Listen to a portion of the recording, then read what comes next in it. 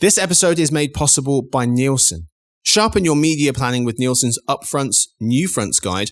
Whether it's linear TV or streaming, Nielsen helps you optimize reach and impact. Visit Nielsen.com for more information. Sports leagues theoretically could benefit from this because it could bring in another bidder of rights and, it could end up being a good thing, but there's no guarantee they're all going to view it that way. There's a lot of different leagues involved, so there's a lot of different entities that could challenge this and tank it before it ever arrives.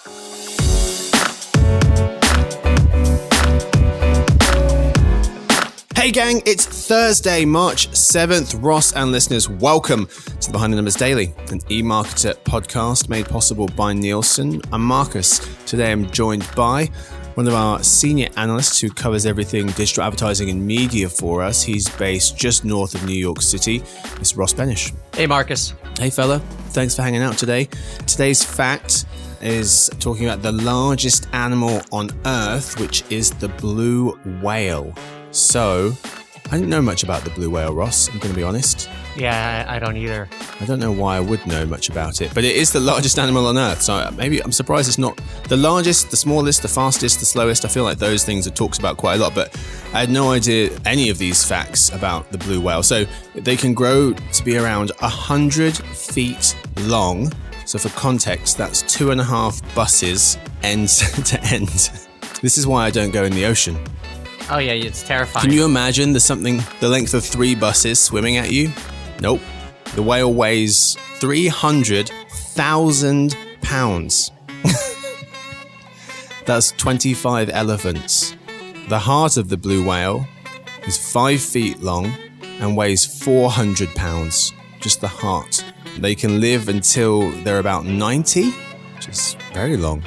This one's heartbreaking though. Sadly, there are only about 10 to 20,000 left in the ocean, or the oceans, not one specific ocean. There are a lot more, but early 1900 to 1960, I think a lot of them were hunted and killed.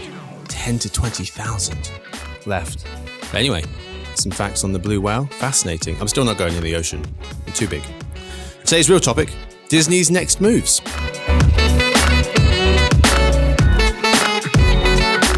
In today's episode, first in the lead, we'll cover Disney. Then for another news, we'll discuss where Roku stands at the minute and the significance of a huge YouTube Premium milestone. But we start, Ross, with the lead. We'll set the table in case folks haven't been paying attention to how they've been doing recently, performance-wise. Looking at their earnings, our briefings writer Daniel Konstantinovich explains that. The company made $24 billion in revenues in their latest quarter. That's on par with the same quarter a year ago. Net income for the quarter was nearly $2 billion. That's up from 1.3 the previous year, so that's much better. And streaming losses were around $200 million, so they still lost money, but that's drastically better than the over $1 billion that they lost a year ago. So that's the financial picture for the company. But we're going to start, Ross, with this huge deal that ESPN, Disney by proxy, is a part of. Huge streaming deal. ESPN, Fox, and Warner Brothers Discovery recently saying they're going to combine their sports content into a giant sports streaming service by this coming fall in time for the NFL and NBA seasons. The new streaming product combines 14 linear networks across the 3 companies, including channels like ABC, FS1, TNT, ESPN, the SEC network, and more. The new streaming service will include content from all of the sports leagues, pretty much NFL, NBA, WNBA, MLB, NHL, college sports, NASCAR, etc. Still no name or pricing details. But Ross, looking at this we covered this already, I think it was our Super Bowl episode, looking at all the different players. But looking at it from just the kind of Disney ESPN angle, how does the Fox Warner Brothers deal benefit Disney's ESPN? Well, ESPN is going to be the anchor of the product. If you look at who has the most valuable sports rights, Disney's sports rights are more valuable than Turner and Fox's combined. And most of the revenue for this product is going to flow toward Disney. I don't think it's been entirely hashed out, but there's been suggestions that even though each company owns a third, the revenue will be apportioned kind of like how the cable subscriber fees are for each channel. Mm-hmm, so, it definitely costs more to have the amount of dollars that ESPN gets per cable subscriber is definitely higher than TNT or FS1. So, if this product takes off, it's only going to further cement ESPN as the established sports service. Because if anyone's chipping away at ESPN right now, it's the companies that aren't included in this, like Amazon. Right. Yeah, in terms of the splits, that's going to be interesting to see how they divvy up the dollars, because you're right. Yeah, just in terms of sheer volume of channels, Disney is contributing more. So just to break it down for it's not even just channels either. Like the Turner channels aren't even sports channels. Like TNT and TBS aren't necessarily sports channels. Like TNT might have a few NBA games on. They have, exactly. You know what I mean? But yes. Most of their programming isn't sports. So like, I mean, if it was a tricycle, the Turner leg would be a very weak leg, and the Disney one is like so much more dominant. Yeah. Yes. Yeah. Warner Brothers Discovery, they've got TNT, TBS, and True TV. True TV, that's like 15 March Madness games. That's the only sports they do in the entire year. Fox has Fox. Then they've got FS1, FS2, and the Big Ten Network. So that's about 7 channels combined with Fox and Warner Brothers Discovery. And then Disney has the rest: ESPN, ESPN2, ESPNU, ESPN News, ESPN Plus, ABC, SEC Network, and the ACC Network as well. So bringing a lot more to the party than the other 2 players. Ross, they also announced Disney and therefore ESPN that a direct-to-consumer ESPN streaming service will launch in the fall of next year, 2025. That will include personalization features and also access to sports betting platform ESPN Bet. Obviously, there's ESPN Plus, but that doesn't contain all the content that the traditional kind of cable version of ESPN has. But this new standalone version it'll be taking ESPN from your cable bundle, from your TVs, and putting it into a standalone streaming package. Ross, how do you expect the standalone ESPN streaming service to be received next year, I guess? Well, initially it'll be received very well because it'll be sold cheaply and they'll operate at a loss. So consumers will probably think this is awesome. I'm getting all of ESPN for like really cheap, just like you used to be able to get Sling TV for like $20 back in 2016. And then over time, ESPN's going to raise it to around its true price, and people will complain and they'll be stuck with the same problem that they have now with cable. Yeah. It's been a bit of a turnaround at ESPN. They were struggling, but their operating income is in the black again. So that's positive for ESPN. Also interesting to see that they'll probably add fantasy sports to this channel as well, Ross, because like I said, they're going to be having ESPN Bet available through this standalone product. I'm sure they'll throw fantasy in there as well. So it's going to have multiple facets, this standalone service, trying to keep folks engaged as much as possible. But it is further out. You were saying to me before we hit record that you're not convinced that it will actually happen. Well, I'm not convinced that both services are going to launch. So to have the sports streaming venture and the ESPN standalone app both coming out not that far apart, I suspect one of them will not end up being sold as advertised. The sports streaming venture is more likely to have issues due to, you got to get frenemies to work together to start with. And then you just have a massive infrastructure overhaul to get this done. But there's so many legal issues that could tank this. So, the Justice Department could look into it as this is a monopoly, because you have the holders of the most lucrative sports rights, banding together. Is that deemed anti-competitive? The cable and satellite companies are taking issue. Like Fubo already filed a lawsuit for this reason, because if you're cutting out the distributors aren't going to like it.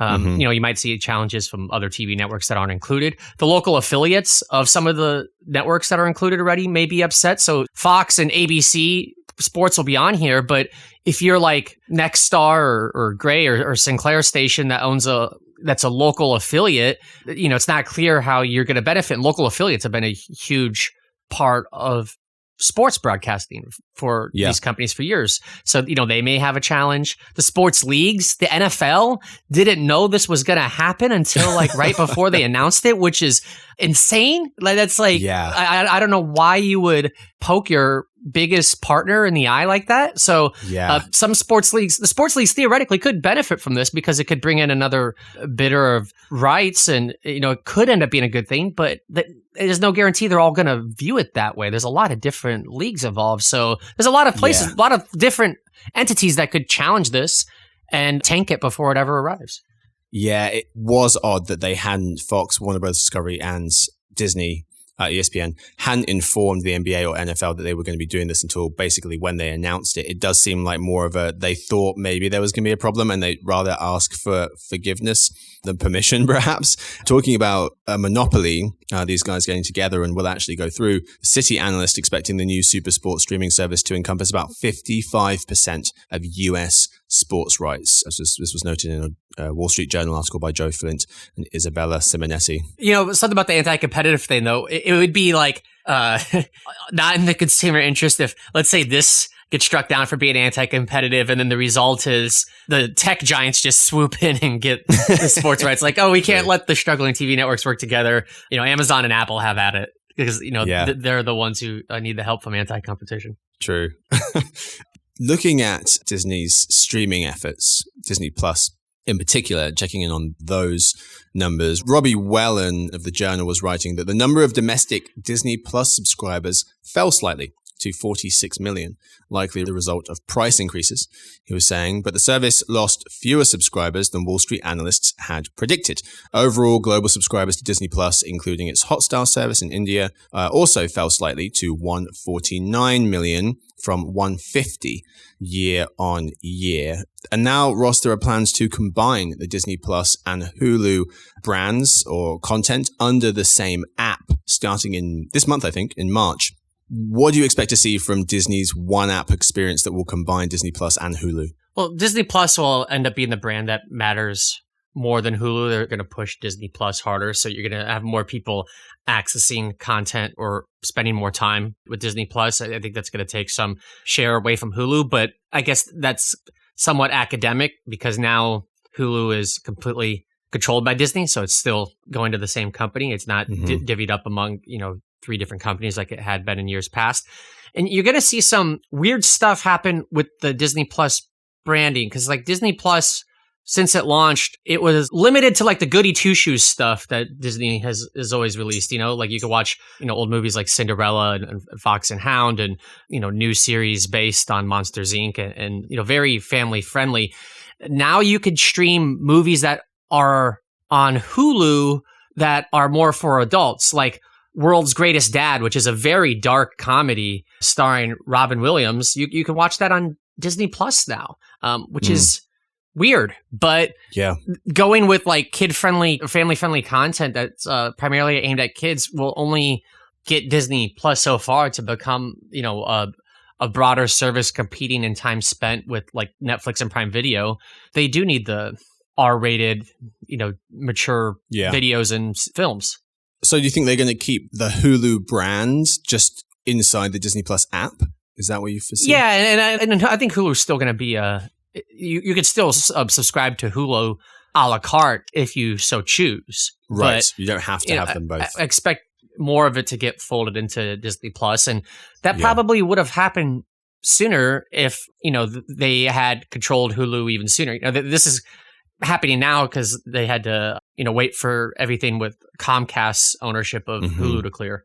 Yeah, they'd had 2/3 and Comcast had 1/3 and Disney just bought the rest of Hulu.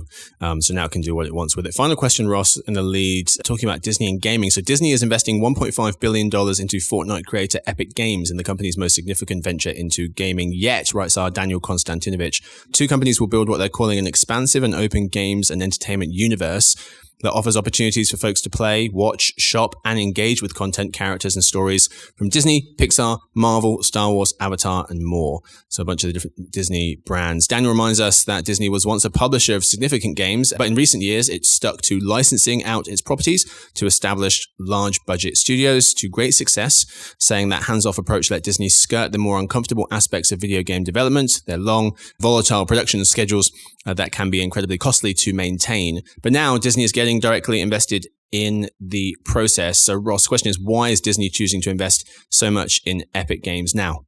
Video games make more revenue than film, television, music combined, and they are a very popular entertainment format for young people. So, if you want to become less dependent upon box office and getting the eyes which is struggling. Yeah. Investing in games is, a pretty reasonable thing to do. Mm-hmm. Yeah. And they've worked together before. Disney and Fortnite have collaborated in the past. Andrew Webster of The Verge noting that back in 2020, there was an entire Marvel-themed season in the Fortnite Battle Royale game. Marvel obviously owned by Disney. That's all we've got time for the lead. Time for the second half of the show, Ross. Today in other news, where does Roku stand at the minute? And YouTube Premium hits a heck of a milestone. Story 1. Where does Roku stand at the minute? Roku is navigating a challenging landscape in the streaming and advertising sectors, facing intense competition for ad dollars from giants like Netflix and Amazon Prime Video, writes our Senior Director of Briefings, Jeremy Goldman. Roku's shares were down 20% recently, following not so great earnings and also Walmart's purchase of Vizio. But Ross, what do you make of Roku's current market position? Roku is still the most popular connected TV operating system in the United States. Vizio is going to eat into some of that share because they're going to benefit from Walmart's distribution. Amazon has already been gaining some market share by pushing its Fire operating system into more TV brands. But Roku it's not like they've gone away or anything. I think some of the reactions have been a little dramatic. They still control the home screen for so many people. Yeah, very true. And according to our numbers, they just make the top 10 in terms of digital ad players. We have Roku basically joint 10th with Pinterest in terms of the largest US digital ad players, with just under 1% of the total US digital ad pie, just for Roku, making $2.5 billion this year and growing a very healthy 16%. Story 2. YouTube Premium hits 100 million subscribers, showing an appetite for ad-free video, suggests our analyst Daniel Konstantinovich. He explains that launched back in 2015, a standard subscription to YouTube Premium includes access to both ad-free YouTube viewing, no ads, and YouTube Music for $14 a month, which makes YouTube Premium. This figure does include folks on free trials, though. Daniel notes that its push to increase ad-free YouTube Premium subscriptions puts it at odds with the ad-supported push its competitors have made. Ross, to you, what's the takeaway of this 100 million subscriber milestone from YouTube Premium? Most streaming services are becoming hybrid. YouTube is diversifying away from being solely dependent on ads in a way that Netflix is diversifying away from being solely dependent upon subscription revenue. YouTube still generates much more advertising revenue than it does for subscriptions, and Netflix does much more subscriptions than it does advertising. But Netflix is walking YouTube's way, YouTube is walking Netflix's way, and they're meeting in the middle, like that 1990s country song.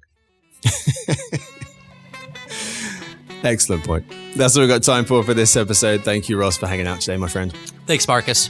Yes, indeed. Thank you to Victoria, who edits the show. James, he copy edits it. Stuart runs the team, and Sophie does all of our social media. Thank you to them. Thank you to everyone for listening in, taking a bit of time out of your day to hang out with us. We hope to see you tomorrow for the Behind the Numbers Weekly Listen as an eMarketer video podcast made possible by Nielsen.